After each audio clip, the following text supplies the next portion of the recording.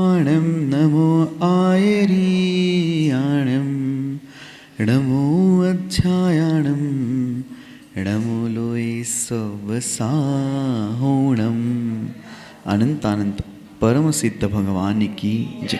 1008 श्री आदिनाथ भगवान की, अंतिम तीर्थेश भगवान महावीर स्वामी की, आचार्य भगवान गुरुवर श्री विशुद्ध सागर जी महाराज की जय। बोले मुनि श्री सुप्रभ सागर जी महाराज की जय। मुनि श्री प्रणत सागर जी महाराज की जय।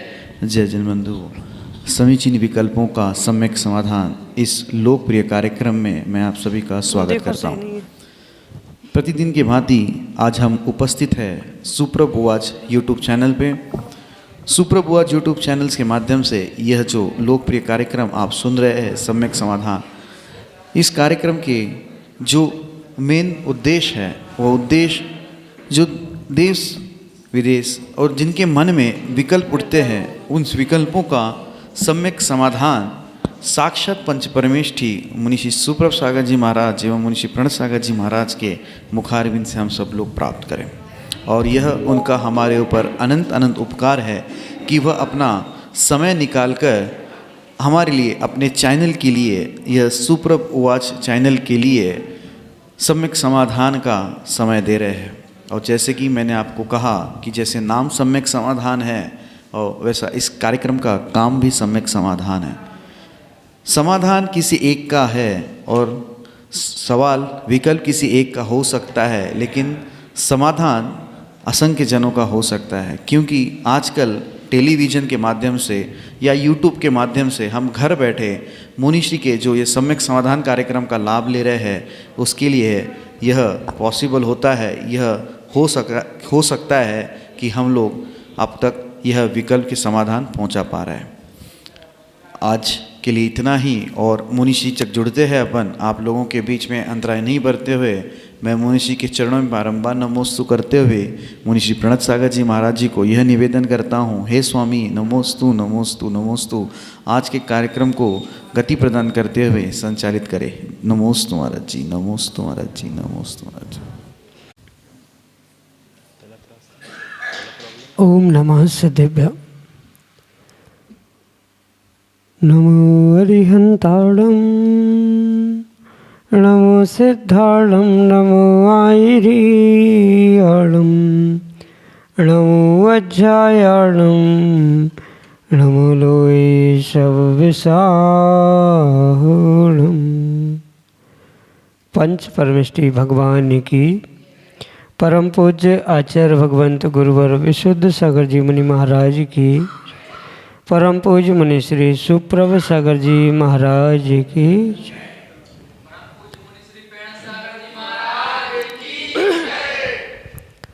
समीचीन विकल्पों का सम्यक समाधान, सम्यक ज्ञान की वह अनूठी विधा जिसके माध्यम से हम सभी प्रतिदिन परम पूज्य मुनि श्री सुप्रभ सागर जी महाराज के मुखारविंद से अनेक समीचीन विकल्पों का सम्यक समाधान प्राप्त करके अपने ज्ञान को सम्यक की ओर ले जा रहे हैं। देश के विभिन्न प्रांतों से अनेक समीचीन विकल्प हमें यहाँ प्रतिदिन प्राप्त हो रहे हैं और परम पूज्य मुनिश्री आगम के परिप्रेक्ष्य में उनका सम्यक समाधान हम सबको प्रदान कर रहे हैं। प्रारंभ करते हैं आज का सम्यक समाधान। और आज का पहला विकल्प आष्टा मध्य प्रदेश से डॉक्टर मगन जैन, श्रीमती चंदा जैन परम पूज्य मुनिश्री के चरणों में त्रिभक्तिपूर्वक सपरिवार कोटि कोटि नमोस्तु निवेदित करते हुए अपना समीचीन विकल्प रख रहे हैं कि महाराज जी वस्तु स्वरूप को जानने के लिए आगम में द्रव्य दृष्टि और पर्याय दृष्टि को समग्रता से समझाने की कृपा करें। नमोस्तु महाराज जी, नमोस्तु।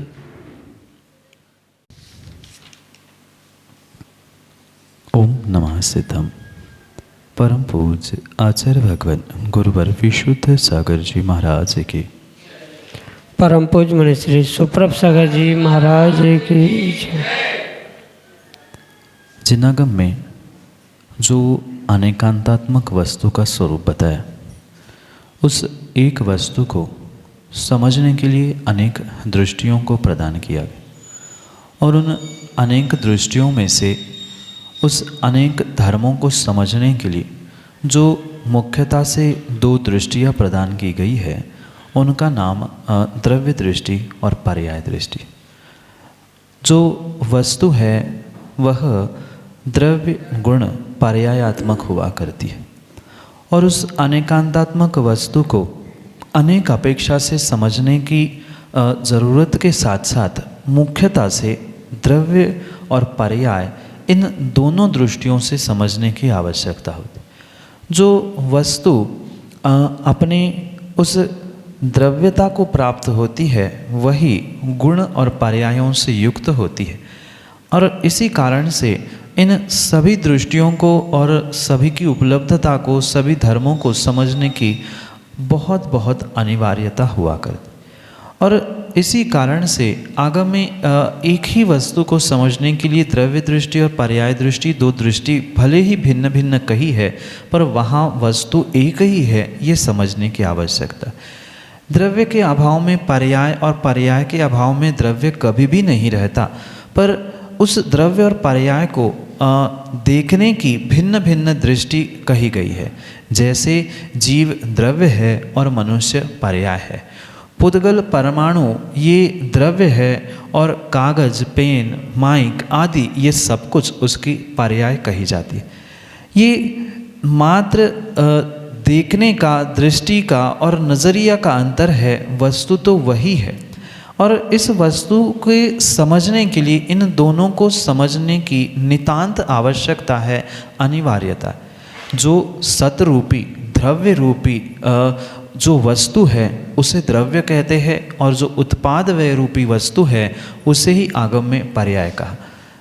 अभिप्राय दोनों के पीछे वस्तु का निर्णय करने का ही, वस्तु स्वरूप का यथार्थ निर्णय ही करना है, पर वस्तु का निर्णय करने के लिए जो वस्तु का स्वरूप बताया है, उत्पाद व्यय द्रव्य, ये जहाँ उत्पाद व्यय यानी उत्पन्न होना, नष्ट होना, एक अवस्था से दूसरी अवस्था को प्राप्त करना, ये पर्याय दृष्टि है। और उसमें जो द्रव्यता है वह उसी की अपेक्षा से या उसी वस्तु की अपेक्षा से वह द्रव्य दृष्टि कही है। जहाँ वस्तु की ध्रुवता, नित्यता का बोध किया जाता है वह द्रव्य दृष्टि होती है, और जहाँ परिणमनशीलता, बदलाव, अवस्थाओं का भिन्न भिन्न होना, उत्पाद व्यय होना, ये सभी पर्याय दृष्टि की अपेक्षा से समझना। जैसे एक बहुत सामान्य दृष्टांत से अगर हम समझें तो भोजन में जो माँ रोटी बनाती है, उस रोटी में वह जो डिब्बे में रखा हुआ सूखा आटा, उसकी ही लोई बनी, वही बाटे पर बेलन से बिल गई, फिर तवे पर वही रख गई और उसकी ही रोटी बनी। रोटी में आटा आटा आटा, ये जो द्रव्यता थी वह उस रोटी में आटे को देख लेना ये द्रव्य दृष्टि है, और रोटी में रोटीपना देख लेना ये पर्याय दृष्टि। और भी सामान्य दृष्टि से जो आगम ग्रंथों में अधिकांश दृष्टांत प्राप्त होते हैं उसको अगर समझे तो दूध में भी बनने वाली घी को देख लेना, आने वाली पर्याय को पहले से ही समझ लेना, ये द्रव्य की उस शुद्धता की अपेक्षा से द्रव्य दृष्टि, और पर्याय की मुख्यता से पर्याय को ही पहचान लेना, ये पर्याय दृष्टि कही गई। इसलिए जब ये वर्तमान में संसारी जीव है, इसको शुद्ध बनाने के लिए पहले द्रव्य दृष्टि से ये जीव द्रव्य अशुद्ध पर्याय में भी उस शुद्ध द्रव्यार्थिक नय की अपेक्षा से शुद्ध होता है, ये नयों की अपेक्षा से द्रव्य दृष्टि से समझने की आवश्यकता है, तभी व्यक्ति उसको प्राप्त करने का पुरुषार्थ करेगा। जैसे दूध में घी बनने की शक्ति है, वह घी बनने की शक्ति को ही द्रव्य दृष्टि कहा है, और जब द्रव्य दृष्टि प्राप्त होगी तो ही उस द्रव्य को प्राप्त करने का व्यक्ति पुरुषार्थ करेगा। इसलिए उस वस्तु स्वरूप को वास्तव में समझने के लिए इन दोनों दृष्टि की यथार्थता से आवश्यकता है। द्रव्य के अभाव में पर्याय, पर्याय के अभाव में द्रव्य नहीं है। इन दोनों को और गुणों को साथ लेके ही वस्तु होती है, पर मात्र देखने के भिन्न भिन्न दृष्टिकोण हैं, एंगल्स है, जिसके द्वारा वस्तु को हम यथार्थ रूप से स्यादवाद से अनेकांत वाणी जिनवाणी से समझ सकते। इसलिए ये दोनों ही दृष्टियाँ, द्रव्य दृष्टि और पर्याय दृष्टि, वस्तु को समझने के लिए अनिवार्य है। उसके नियम से यानी द्रव्य दृष्टि से हम द्रव्य की त्रैकालिकता को, द्रव्यता को ग्रहण करते हैं और पर्याय दृष्टि से उसी वस्तु के उत्पाद व्यय को समझते हैं, क्योंकि उत्पाद व्यय द्रव्योक्तम सत सत द्रव्य लक्षणम, यही वस्तु का स्वरूप आगम में कहा है। इसलिए वस्तु स्वरूप को समझने के लिए दोनों एंगल से समझे बिना वस्तु का यथार्थ निर्णय नहीं होता। जैसे एक आँख से देखने पर आप स्वयं अनुभव करना, एक आँख बंद करके पहले देखना इस उंगली को, पुनः दूसरी आँख बंद करके देखना, आपको थोड़ी उंगली आगे पीछे खिसकती दिखे। पर वही जब दोनों आँखों से देखने में आएगा तो इस वस्तु का या इस उंगली का परिपूर्ण यथार्थ रूप समझ में आता है। ऐसे ही दोनों दृष्टि, द्रव्य दृष्टि और पर्याय दृष्टि से वस्तु को समझेंगे तो वस्तु का यथार्थ सर्वांगीण अनेकांतात्मक स्वरूप सामने आएगा। एक दृष्टि से एक ही पहलू दिखेगा, दोनों दृष्टि से दोनों पहलुओं से वस्तु का यथार्थ निर्णय होगा। इसलिए वस्तु स्वरूप में दोनों दृष्टि अनिवार्य है। यही आपके लिए सम्यक समाधान। सम्यक जैन, छिंदवाड़ा, मध्य प्रदेश से परम पूज्य मनुष्य के चरणों में बारंबार नमोस्तु निवेदित करते हुए अपना समीचीन विकल्प रख रहे हैं कि महाराज जी, अलग अलग धातु के पात्र से अभिषेक करने की क्या महत्वता है?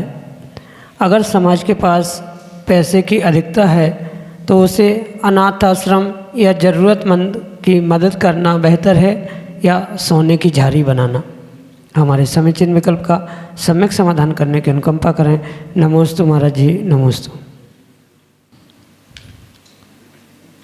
भगवान का अभिषेक पूजा करते समय आचार्य भगवंतों ने स्पष्ट लिखा है कि जब भी भगवान का अभिषेक पूजा करने का औचित्य या निमित्त प्राप्त हो, उस समय पे श्रावक को अच्छे से अच्छे धातु का प्रयोग करना है। जैसे कई सारे मंदिरों में वर्तमान में जो लोहे के बर्तनों में भगवान का अभिषेक पूजा आदि की जाता है, वह किंचित भी योग्य नहीं है। इसलिए योग्य नहीं है कि आगम में लोहे को, चाहे स्टील हो चाहे कोई अन्य प्रकार का लोहा हो, परिपूर्ण रूप से कुधातु के ही श्रेणी में उसे रखा गया। और ऐसे कुधातु से अभिषेक पूजा आदि आदि करने से नियम से पुण्य की जगह व्यक्ति को पाप का ही आश्रय बंद होता है। भले ही ये बर्तन हो अभिषेक की पूजा के, ये निमित्त है उस पूजा के भाव विशुद्धि के लिए, भावों से जरूर पुण्य का आश्रय बंद होता है, पर ये निमित्त भी कुछ कुछ अंशों में प्रभावशाली हुआ करते। इसलिए इस विषय को हम अवश्य समझें कि इनकी जितनी शुद्धता होगी या जितना उत्कृष्ट धातु होगा, उतना ही उत्कृष्ट हमें उस क्रिया का फल भी मिलेगा। आचार्य भगवंत उमा स्वामी महाराज भी कहते हैं, विधि द्रव्य पात्र दातृ पात्र विशेषास तद विशेषा। हमारी विधि, हमारा जो जिसके लिए हम कार्य कर रहे हैं, दान दे रहे हैं, भले ये दान के विषय में दिया हुआ सूत्र है, पर इस सूत्र को हमें पूजा पाठ अभिषेक आदि आदि में भी लगाने की आवश्यकता है। जितना अच्छा हमारा द्रव्य होगा, जितनी हमारी अच्छी सामग्री होगी, उतनी ही हमारी विशेष भावों की विशुद्धि भी बनेगी और उतना ही हमें पुण्य का आश्रयबंध भी होगा। इसलिए विशिष्ट विशिष्ट धातुओं से ही भगवान की पूजा अभिषेक के बर्तन आदि की व्यवस्था बताई गई है। लोहे का जब निषेध ही किया गया है तो उसका प्रयोग संभव नहीं है। अगर मंदिर में या समाज के पास धन राशि नहीं है तो कम से कम पीतल तांबा, जिसे शुद्ध धातु कहा जाता है, उससे अभिषेक पूजा करने की व्यवस्था बनानी चाहिए। उससे अधिक धन है तो चांदी के बर्तन, और उससे भी अधिक है तो सोने के बर्तन से भगवान के 3 लोक के नाथ हैं, उनका अभिषेक पूजा करने की आवश्यकता है। क्योंकि अधिकस्य अधिकम फलम, जितना अधिक हम शुद्धि का और जितने अधिकता से शुद्ध भावों के, शुद्ध द्रव्यों के पात्रों का, बर्तनों का प्रयोग करेंगे, उतनी ही हमें पुण्य की और विशुद्धि की प्राप्ति होगी। रही बात उस अनाथाश्रम और वृद्धाश्रम आदि में धनराशि देने की, तो उस विषय में हमें ये भी समझना चाहिए, दोनों कार्य परम आवश्यक है। अगर धनराशि मंदिर में अधिक हो रही है तो उसका मतलब ये नहीं है कि धनराशि हम पूरी की पूरी उस अनाथाश्रम में दे दे, मंदिर की व्यवस्था चौपट हो जाए। और इसका मतलब ये भी नहीं है कि पूरी राशि हम मंदिर में एफडी बनाकर बैंकों में रख रहे हैं या अन्य कुछ इसका प्रयोग नहीं हो रहा है, फिर भी राशि है। उन दोनों का इस प्रकार से समन्वय करना चाहिए, क्योंकि एक दयादत्ती है जो अनाथाश्रम है, वृद्धाश्रम है, वहाँ पर उनकी व्यवस्था बनाने के लिए दी गई हुई रकम ये दयादत्ती के अंतर्गत आता है। और जो मंदिर आदि में बर्तन बना लेना सोने चांदी के या आदि उसकी व्यवस्था करना, ये पात्र दत्ती यानी देवशास्त्र गुरु रूपी आयतनों के निमित्त से दिया गया, दोनों भी वह दत्ती यानी देने के ही इसमें आते हैं। पर देवशास्त्र गुरु रूपी सत्पात्रों को देने से विशेष पुण्य का आश्रय होगा। पर वहाँ उन अनाथ वृद्ध जीवों के प्रति जो हमारे दया करुणा के भाव है, उस दया करुणा के निमित्त से भी पुण्य का आश्रय होगा।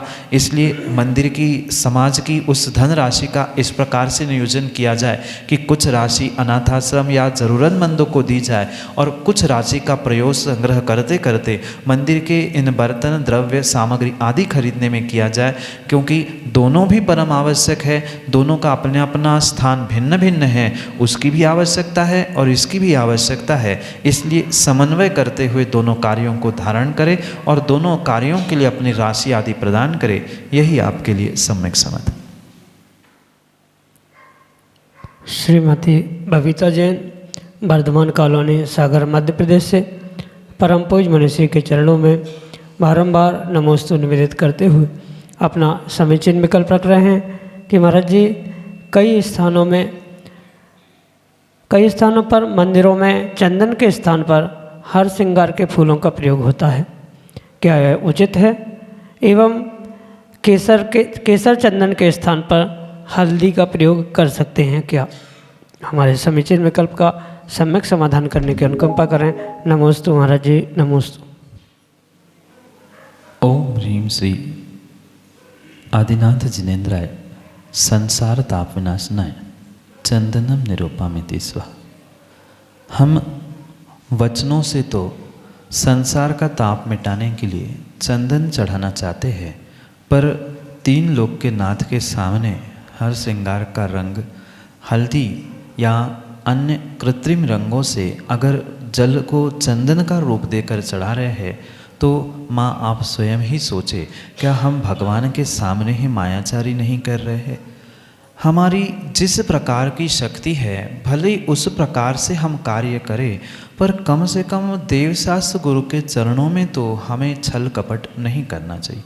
हमारे पास सामग्री नहीं है और शुद्ध सामग्री का हम प्राप्त करने की संभावना भी नहीं है, तो आगम में आचार्य भगवंतों ने कहा है स्पष्ट रूप से, जो सामग्री उत्कृष्ट से उत्कृष्ट हमें उपलब्ध है, कुछ नहीं है तो कुएं के पानी से ही, कुछ नहीं है तो चावल से ही पूरी पूजा की जा सकती है, अगर द्रव्य का अन्य सामग्री की शुद्धता से अभाव होने पर हमारे पास जब सामग्री मौजूद है पर फिर भी हम हल्दी का प्रयोग कर रहे हैं या हर श्रृंगार के फूलों का प्रयोग कर रहे हैं और कह रहे हैं संसार ताप का नाश करने के लिए चंदन चढ़ा रहे हैं, तो ये साफ साफ भगवान के साथ नहीं, हम अपने स्वयं के साथ ही छल कपट कर रहे हैं।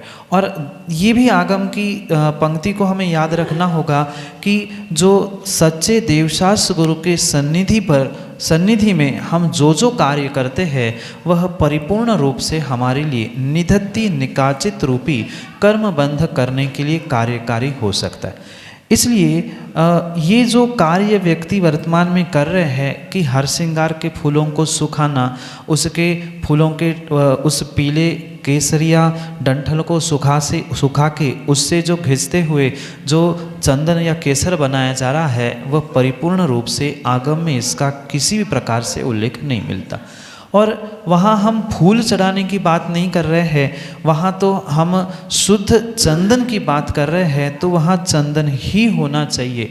हमारे पास चंदन की व्यवस्था नहीं बन पा रही है या अन्य कोई उत्कृष्ट महंगा द्रव्य नहीं ला पा रहे हैं, तो कम से कम चंदन के मूठे को हम लेकर घिसते हुए उससे ही जैसा रंग आ जाए। बहुत सारे लोग तो उस द्रव्य को रंगीन करने के लिए यानी सुंदर रंग दिखाने के लिए उन रंगों का प्रयोग करते हैं। कोई उस हर श्रृंगार के फूलों का जो भी प्रयोग किया जा रहा है, इसका कहीं भी किसी भी प्रकार से आगम में वर्णन प्राप्त नहीं होता।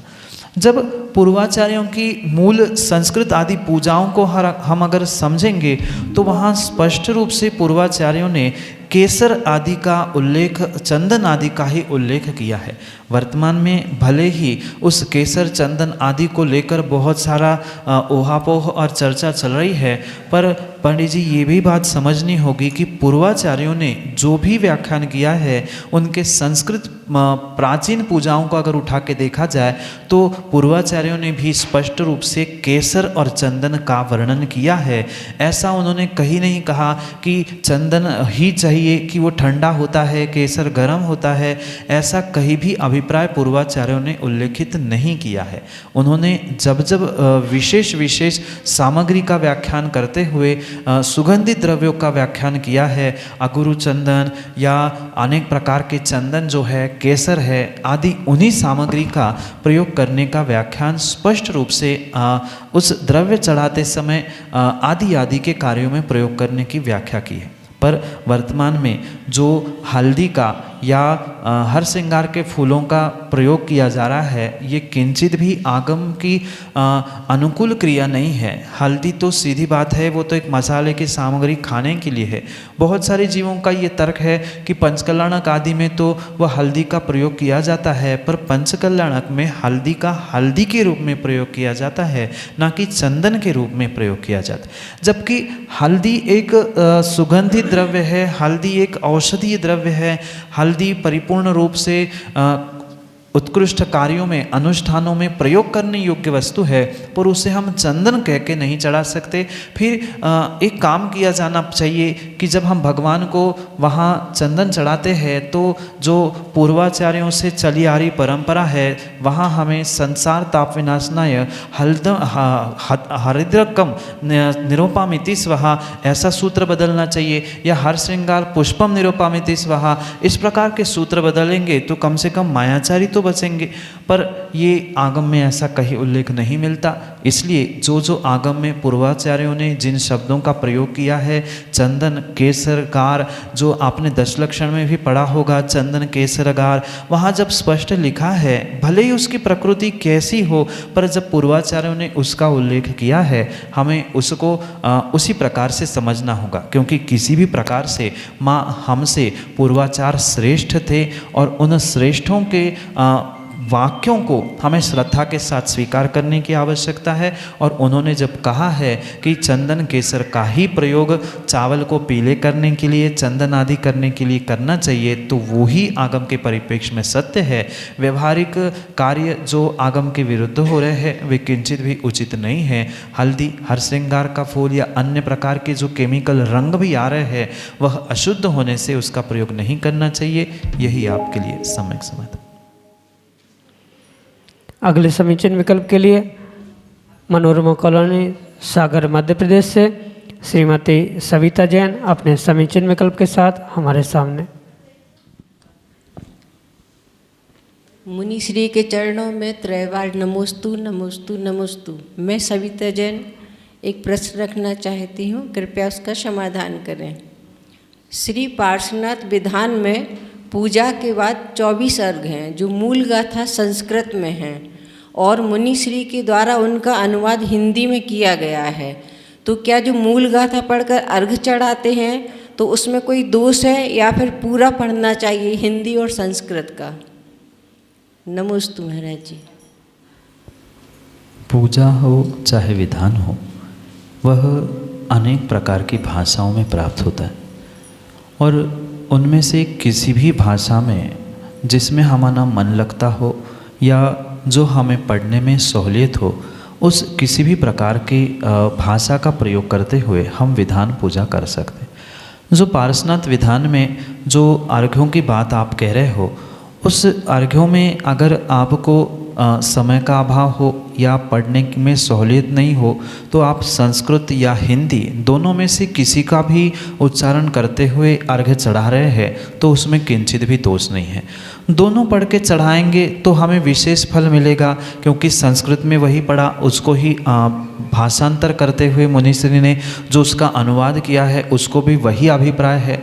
अगर समय का अभाव है, दोनों में से कोई एक पढ़ के हम विधानों के अर्घ्य चढ़ा रहे हैं तो उसमें कोई दोष नहीं है, दोनों चढ़ाएंगे तो भी दोष नहीं है। संस्कृत छोड़ के हिंदी के अर्घ्य पढ़ के चढ़ा रहे तो भी दोष नहीं है। वहाँ भावों की विशुद्धि अनिवार्य होने से अपने भावों की विशुद्धि पर ध्यान रखते हुए हम वहाँ पर कार्य कर सकते हैं। दोनों पढ़ो या दोनों में से एक भी पढ़ो, कोई दोष नहीं है। यही आपके लिए सम्यक समय।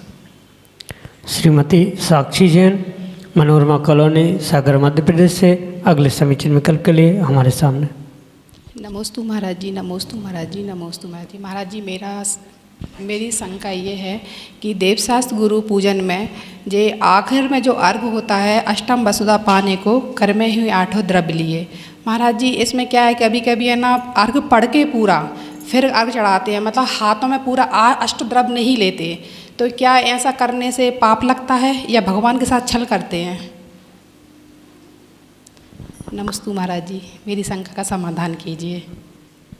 मन से कुछ, वचनों से कुछ और शरीर से कुछ, ये 3 प्रकार की भिन्न भिन्न परिणति को हुई माया या छल का। चाहे हम देवशास्त्र गुरु के सामने हो, चाहे अन्यत्र कहीं हो, हम वचनों से कुछ कह रहे हैं, शरीर से भिन्न प्रवृत्ति कर रहे हैं और मन का अभिप्राय कुछ और ही है, तो ये सीधा सीधा अपने आप से छल है, मायाचारी है। और मायाचारी छल का दोष क्या होता है, माँ आप स्वयं जानते हैं, अनुभव भी कर।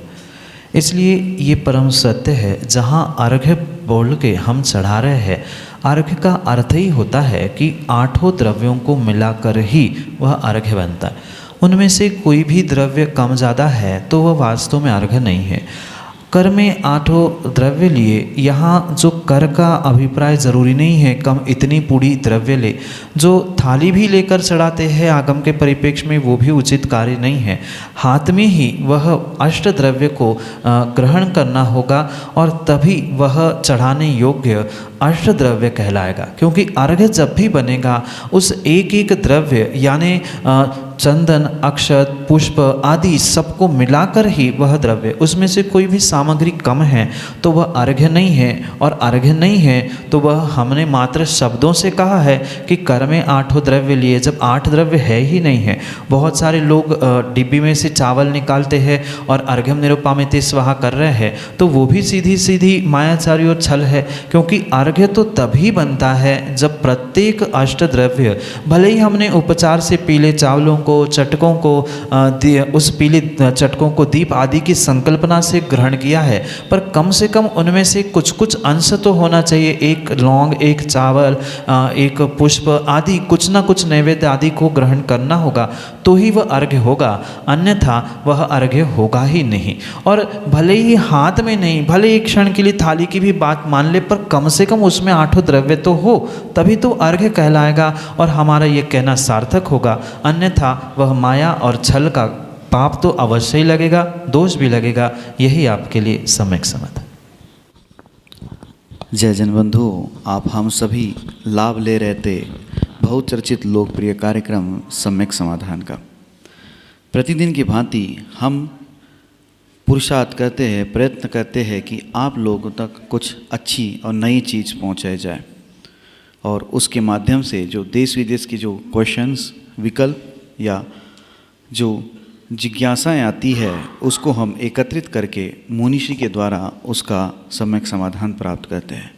अगर आप भी चाहते हैं कि आप भी इस कार्यक्रम से जुड़े या अपने मन में उठने वाले विकल्पों को शांत करना चाहते हो, तो आप बहुत आसान है, व्हाट्सएप खोलिए, एक नंबर सेव करिए 8707548811 8707548811। इस नंबर पे आपको ऑडियो मैसेज, टेक्स्ट मैसेज या आप नॉर्मल मैसेज के द्वारा यह अपना विकल्प हम तक पहुंचा सकते हो। अगर आप जीमेल के उपभोक्ता हो, जीमेल का प्रयोग करते हो, जीमेल यूज़ करते हो, तो जीमेल पे हमारी आईडी है samyak.samadhan@gmail.com। आप इसके माध्यम से भी अपने विकल्प हम तक पहुंचा सकते हो। सुप्रभुवाच पे यह कार्यक्रम सम्यक समाधान प्रतिदिन 5:13 पे आता है। जो आपने देखा मुनिश्री के प्रवचन प्रतिदिन शाम को 7:40 पे जिनवाणी टीवी के माध्यम से प्रसारित होते हैं। आप लोग घर बैठे आचार्य भगवान शिवकुटी महाराज स्वामी रत्नमाला ग्रंथ का पहली बार जो टीवी पे व्याख्यान हो रहा है उसका लाभ घर बैठे 7:40 जिनवाणी टीवी के माध्यम से ले सकते हैं। मुनिश्री के चरणों में बारंबार नमोस्तु करते हुए आज के इस सम्यक समाधान रूपी प्रवचनामृत को यहीं पे विराम देते हैं। जय जिनेन्द्र। नमोस्तु नमोस्तु नमोस्तु।